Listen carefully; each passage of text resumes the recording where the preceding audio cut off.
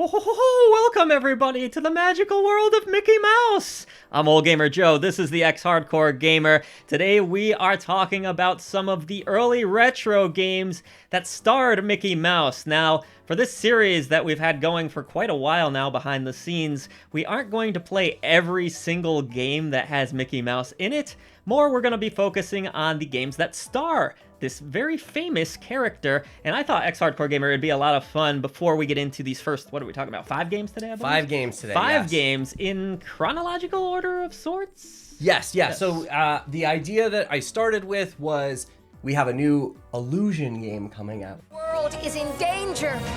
You must travel to the 3 biomes of Monoth and retreat. So let's kind of take a look at what some of the games are, but one thing we are going to kind of also avoid is there was a lot of games when it came to doing like personal computers, you know, the Amstrad and the ZX Spectrum or ZX Spectrum, depending on how you want to say that. There's so much there that would be too difficult. So we're trying to stick to the home console games. And maybe, just maybe, you all will recognize at least a few of these. Because I don't know about the first one here, Ex-Hardcore Gamer, but I did not actually recall this one, but I didn't own an Atari 2600. You're a little bit older than I am. Let's kick it off here with Sorcerer's Apprentice. Yes, Sorcerer's Apprentice was on the Atari 2600 and came out in December of 1983. For those of you that are a little bit of a video game historian, you may know that 1983 was a very bad year for video games. But it was the year before I was brought into this planet. Yeah, so that's why video games weren't doing well. You weren't here to support them yet. But yeah, the famous video game crash happened. It started in 1983. Part of the reason why it happened is there was just a glut of video games coming out that were just of poor quality. So the Atari 2600, everybody wanted to be on there. We've kind of had a similar thing happen decades later with the Wii and what we know as Shovelware. And the Atari was no stranger to that as well. It kind of kicked off that whole tradition. So Sorcerer's Apprentice, I feel that unfortunately is going to be one of those games. Yes, it definitely earns that shovelware label, I would say. When did, by the way, the term shovelware actually come to be? Was it that Wii era? The term shovelware is coined by cinematic analogy to phrases like shareware and freeware, which describe methods of software distribution. It appeared in the early 1990s when large amounts of shareware demo programs were copied into CD-ROMs and advertised in magazines or sold at computer flea markets. So I gotta say, before we get into this game, I just recently tried to watch With Silent Signs Fantasia again as an adult. I saw it when I was like a really little kid, and I remembered thinking it was weird and I didn't like it back then, and I still don't like it now. That whole like creepy, scary opening with the orchestra, it was like unsettling and weird. So when I heard that there were going to be video games based around Fantasia, I wasn't all that excited to start with. Yeah, and this, unfortunately, I have some bad news for you because this is just the first of a series of Fantasia games, so unfortunately we will be doing more in the future. Oh, that's right. There's a Genesis one. Yeah, there's a too, Genesis right? Fantasia, so stay tuned for part 2 of this series. But yeah, I was not a fan of Fantasia growing up either. It was re-released when I was a kid, probably the same time that you had seen it. I'm not huge into musicals as it is to begin with, and that movie is all music. It's not your traditional narrative type movie. That was the confusing part about it. Sorry, this video is not just about the movie, but I swear. But that was the confusing part about it, is I rented that movie expecting like a story and dialogue between the characters, and I just got a bunch of old symphony songs, which I like orchestrated music and all. It just wasn't what I was looking for, I guess. Yeah, unfortunately not. It was just, yeah, a lot of the classical music and just kind of little animated segments to go along with it. A series of shorts. So one of those shorts is The Sorcerer's Apprentice, and that's what this game was based on. So you play as Mickey. No way, really? Yeah, I know. That's why we're talking about it. We don't want to break our rule right off the And start I here. know that would be bad. I do feel like some rules are going to get broken in the future, but right now, not breaking any.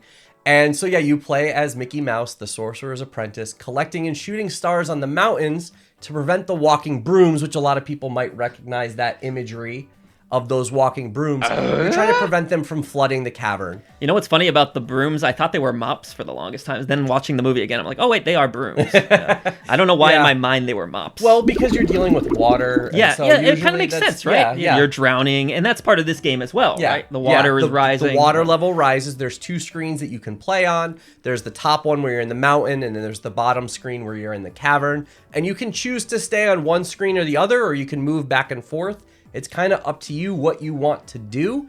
You're, as we said, trying to prevent the flooding from happening. And once it floods, then the game is over. There's no way to actually win.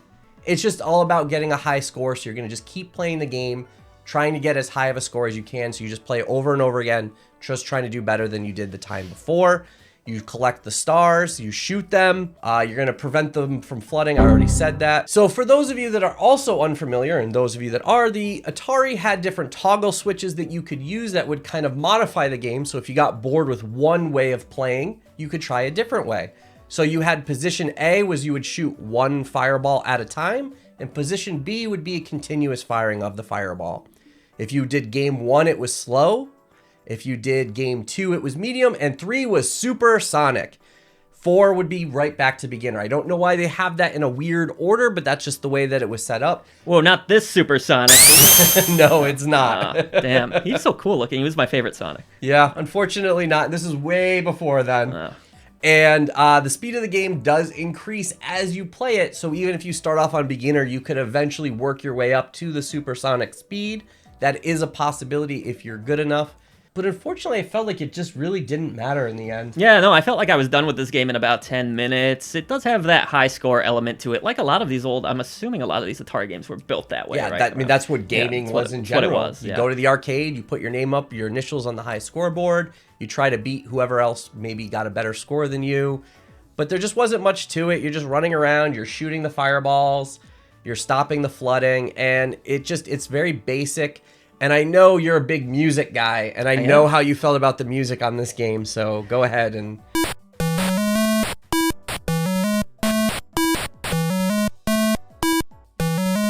Yeah, it was pretty repetitive, I gotta say. It got on my nerves quite quickly. I know that, you know, Atari's not known for its great sound chip and all that, and we are starting with very early video games, but...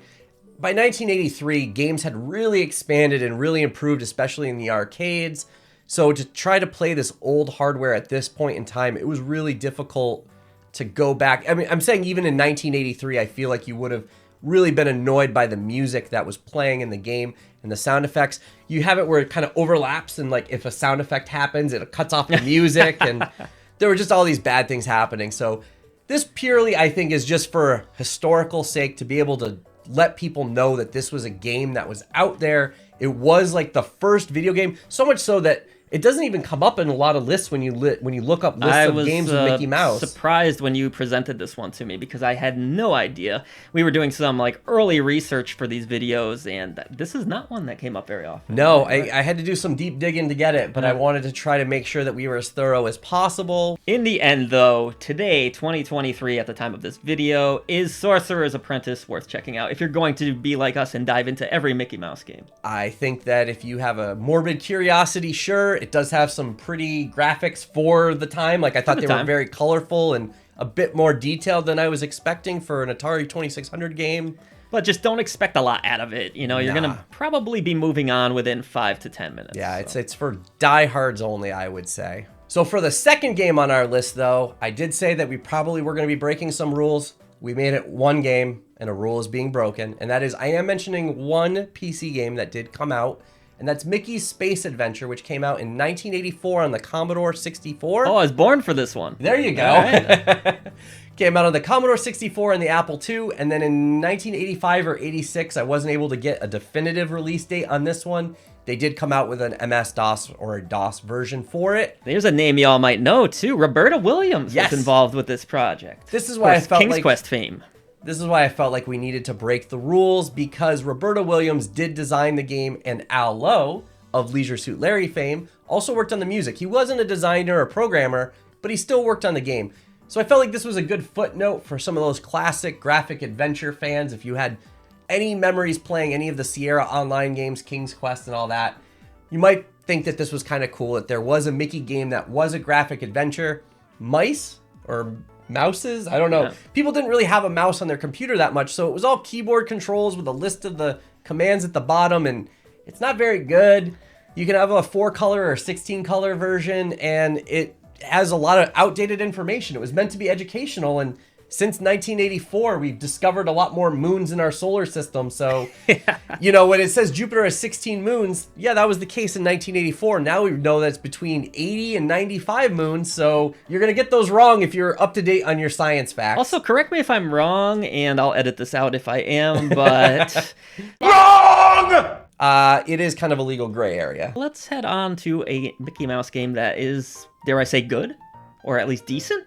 I liked it anyways. It's the start of things getting better. Yeah, I personally liked it. Yeah, so I think that it's definitely on the right track. And for those of you that are keeping track and probably already know, we're talking about Mickey Mousecapade on the NES. Mickey Mouse, 1987. That's yes. right. Yeah. A game that I had actually not played on my Nintendo. I did have an NES, but I got mine in probably like 91 or so.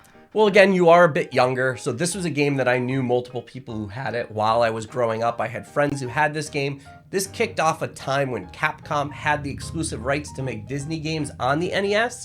And so, let me rephrase that, in the United States. So this game is actually made by Hudson Soft, but by the time it came to the US, Capcom published it with a nice little license that they worked out.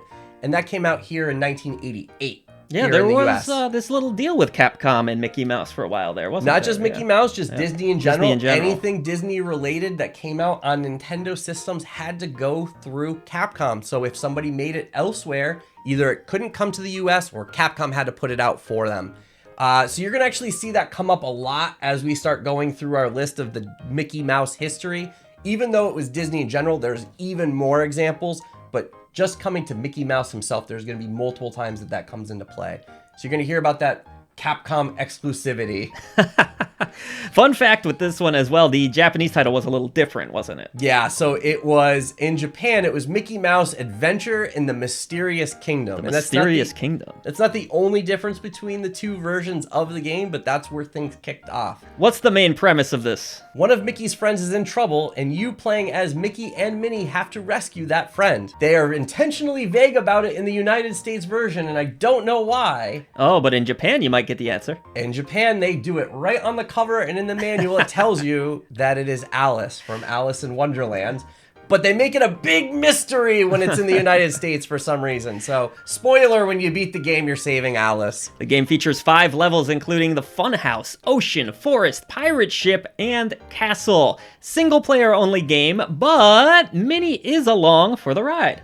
Yeah, it's kind of like this really early version of playing like Ico or like an escort mission where That's Eco to you. You are right. I always say that wrong, so thank you. I said it wrong for like 10 years. Yeah, exactly. Someone at a convention corrected me. Yeah, no, and you are right. It is. It's Eco. And in Eco, you have somebody that you're kind of taking along with you, although they are useless. They don't help you at all.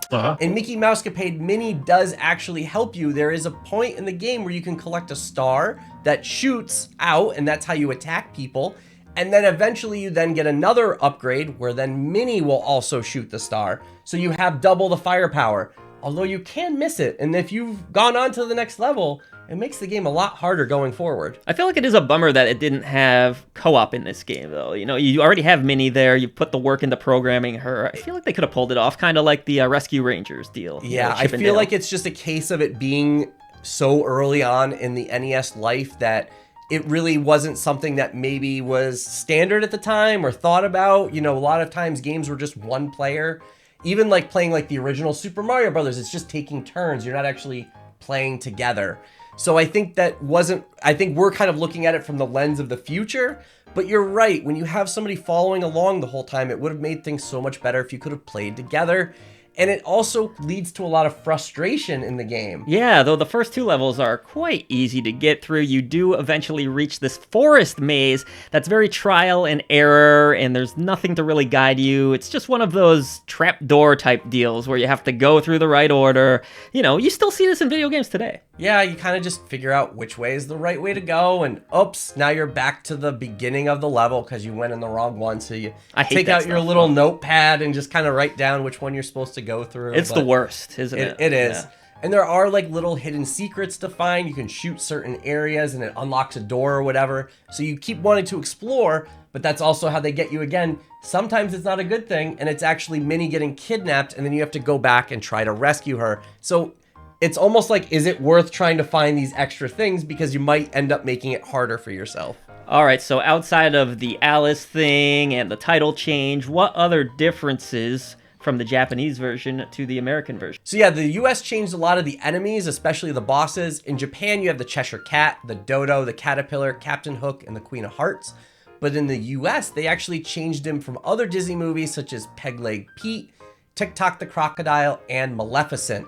And there's no like real rhyme or reason. They had the rights to all of these characters. Just for maybe they thought Japan would recognize certain characters more? Maybe. I tried doing some digging and I couldn't find any real reasoning behind it. Just that here are some of the differences between the games. They changed the characters and they still kind of acted the same. Like obviously Peg Leg Pete is a pirate, so he just replaced Captain Hook from the Japanese version. So they kind of just did some sprite swaps to be able to try to make it so that it still was along the same lines, but it was, I don't know, it's just kind of jarring if you do somehow actually play like the Japanese version and you see some of the differences. It's very cosmetic in terms of what it is versus actually being anything that changes the gameplay. Another interesting change is that in the US version, you are shooting those stars, but in Japan, You're shooting the white balls.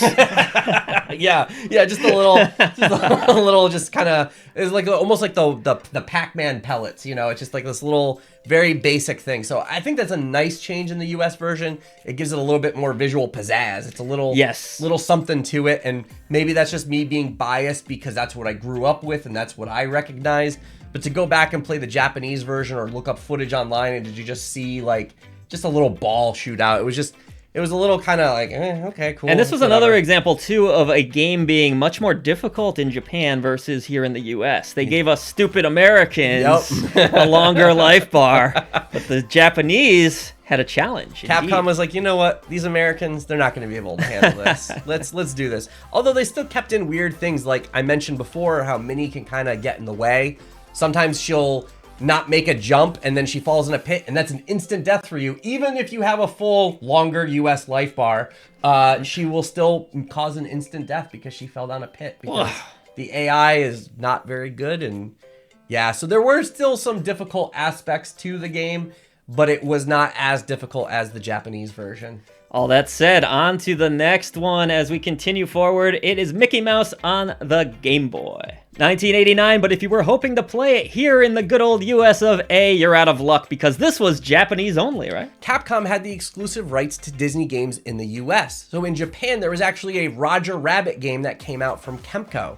But here in the United States, there was a Roger Rabbit game that came out from LJN. It wasn't technically a Disney game because it was Touchstone Pictures put the movie out, but Touchstone is part of Disney. It became this whole legal mess. Whoa. So there was a Roger Rabbit game before Who Framed Roger Rabbit on the NES, which is the one I remember? So it is the same property, but it is a different game. Kemco made a game in Japan, but Rare, as in, yes, Rare, the one now owned by Microsoft, famous for the games that they made on the NES and Killer Instinct. Yeah. They made the LJN game that came out in the US. They didn't want to have competing games. It was kind of weird to have the Japanese Roger Rabbit game come out when we already had an American Roger Rabbit game. So they decided that they were going to change it. And so we got Bugs Bunny Crazy Castle here in the United States. Oh, yeah. The Angry Nerd loved this game. I remember that. Yeah. So when you play Bugs Bunny Crazy Castle, that's actually the Japanese Roger Rabbit game. They figured, well, we're going to get the license to a different character. He's already a rabbit. We don't have to change the sprite too much. So in Japan, they decided that they wanted to do a handheld port of the game Roger Rabbit, but instead, they made it Mickey Mouse. Why? That is a great question. I think what it came down to is that so much time had passed to try to still advertise for a property that was a little bit older at this point. Roger Rabbit, the buzz had died down. So you didn't really have that like hype going behind it, especially in Japan. And they kind of didn't really, they still had the rights to use Disney characters because Touchstone Pictures was a subsidiary of Disney. But Roger Rabbit wasn't this hot property anymore, so they took the game and they made it Mickey Mouse instead of Roger Rabbit. Same exact game otherwise, which again, if you're following, I know it's confusing, but we got it in the United States as Bugs Bunny Crazy Castle. It's pretty much the same game. They just changed a couple sprites here and there. You're still kind of just doing like the going up and down the stairs and going indoors and dropping anvils on people's heads and I want to like say, that. too, there were quite a few Crazy Castle sequels as well, right? So we could do a whole video series on just the whole Crazy Castle. Essentially, it comes down to they're all reskinned versions of other games. Yeah. And we'll see them pop up as Crazy Castle and various other things. So it's actually, by talking about this Mickey Mouse game on Game Boy, this is specifically to Japan only. There was a game called Mickey Mouse that came out in Europe, but that was actually a port of Mickey Mouse 2. So we're not going to talk about that. That's going to be in the next video. Wow, you can really go down the rabbit hole. Oh boy. With Mickey Mouse Game Boy. Really just set you up for that one, didn't I? Absolutely. All right, on to one of my personal favorite Mickey Mouse games, and I think it's one that you enjoyed quite greatly as well. I did not have this at release because I was not the Sega kid, you were the Sega kid. Though did you have Castle of Illusion, which of course is quite well known, I would say. It is well known, and Relatively. partially because it did get a remake and re-release more recently. Grant Kirkhope, shout out. He did the soundtrack. There you go. Fun Awesome. fact. Didn't even write that down. That's definitely, I was going to say, that's a you thing. I know you're going to know that and not even need notes for it. That's not something that I knew. So I did not have this, but it was one of those games that I always knew about. Indeed, before we had Castle Illusion on the Genesis, there was a Master System version. Yeah, they actually did come out at the same time. It was one of those things where both systems were out. The Genesis was still kind of early in its life, so you started seeing ports of games that went out for both things. Kind of like where you would see games on the NES and the Super Nintendo. It was kind of the same deal here. Castle of Illusion did come out for the Sega Master System in 1990. Yes, 1990, with the Master System itself being 86, so it was a 4-year-old console at that point. But was the Master System successful? Not really. It did kind of take off in Europe, especially in the United Kingdom, and even Brazil really kept it going for the longest time. But here in the United States, really the NES was king. I mean, we could go on and on about that, why that is, and essentially it comes down to Nintendo made a lot of exclusive deals. So if you made a game for the NES, you couldn't make it for the Master System. So most games on Master System had to be Sega games, including Castle of Illusion. And then there did go on to be a Game Gear version as well. There was, and 1 year later in 1991, the Game Gear was essentially a portable Master System, so the games were really easy to port to. And I mentioned before, in Brazil, it was very popular way later than it was here.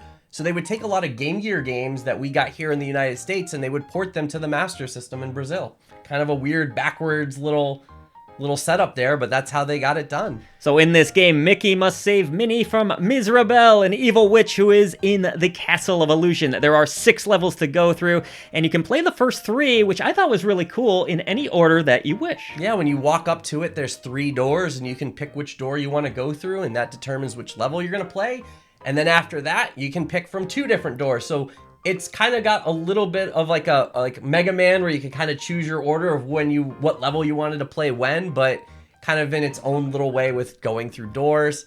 And I thought it was a pretty fun game. I thought it was pretty fun. I will say by today's standards, the platforming doesn't feel great, but it's still solid. I personally liked the Genesis version of this game the best, but the Master System has its differences, and it stands out. I think they're both worth playing. Exactly. It's actually a different enough game that that's why I felt like it was worth mentioning on its own, because it actually has a bit more of a exploration element to the levels. You can kind of go all around in searching for different little hidden items, and there's even some light puzzle solving elements to try to figure out, I need to pick up this item to place it over here to let me jump up a little bit higher to get to this little hidden area. The Genesis version doesn't have any of that. The Genesis version was very straightforward. A little more straightforward, With I was just gonna some say. platforming. The controls are different too. On the Master System, you press the 2 button to be able to jump, and then you press the 1 button to actually do the attack. On Genesis, you would just double tap the jump button. It was like, it was It was a little weird. yeah, it was just a very different setup, and so I actually enjoyed being able to play through both of them. Like, you and I sat down and took some time to really just go through both games again, because you said you hadn't really played them, and I said I actually hadn't as well, so it was kind of like nice to go back and revisit these old games to see what they would be like in 2023, and they have those nice colorful graphics. The music I thought was well done, and they're just fun platforming games. You I know? thought they hold up pretty well, and I would say that the remake is also quite good if you do get an opportunity. I don't think you played it yourself yet, right? I haven't, But it's really quite fun. But I figure because that's way later down the line chronologically, I will definitely go back. I have it on. It's currently on the Xbox backwards compatible. Yeah, maybe not quite retro yet, but worth checking out. Yeah, still, I think. so I might try to make sure I get a little bit more time in that when we get further down in the series of the history of it. Well, that's a look at the first 5 Mickey Mouse games, but we're going to be doing a multi-part series here, going through each and every one. I believe our goal is up to like GameCube era, right? I think GameCube would be a good time to stop just Yeah. because of what is considered retro right now. Like, when you start getting into the Wii, then it starts getting a little bit, Yeah. that's like PS3 and 360 It is weird to think era. of 2008 as retro, but we're getting there. We're not Well, getting I mean, let's leave it to the viewers. Do you consider that retro gaming? Is that something that you would be interested in seeing us talk about? But otherwise, I think we might kind of have that as like a, let's just say a soft cutoff point. yeah, because this could go on for a long time. Yeah, but- who knows? There are a lot of games starring Mickey Mouse, and there will be other games that we can dive into the history of and other series. Other types of content right here at I Dream of Retro Games. Yeah, we're going to have retro reviews, which of course the I Dream of Indie channel is known more for the reviews.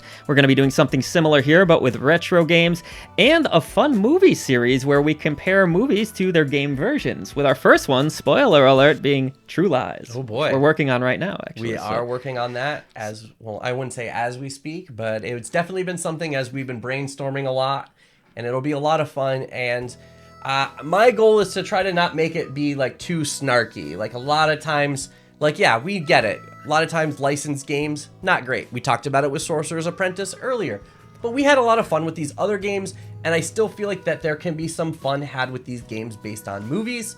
And we will talk about those as we get further along. Absolutely. Stay tuned for part 2. We're going to have Mickey Mouse 2, Fantasia, Mickey's Dangerous Chase, Mickey Mouse 3, Yume Fusen, am I saying that right? How would I know? And Land of Illusion, all coming at you at part 2. Thank you. Be sure to hit the subscribe button and keep up with I Dream of Indie as well at patreon.com/idreamofindiegames. You'll get access 2 days early to all of our shows here as well. Very cool. So yeah, very cool. Awesome. See you all on the channel and keep it tuned. Thanks for watching.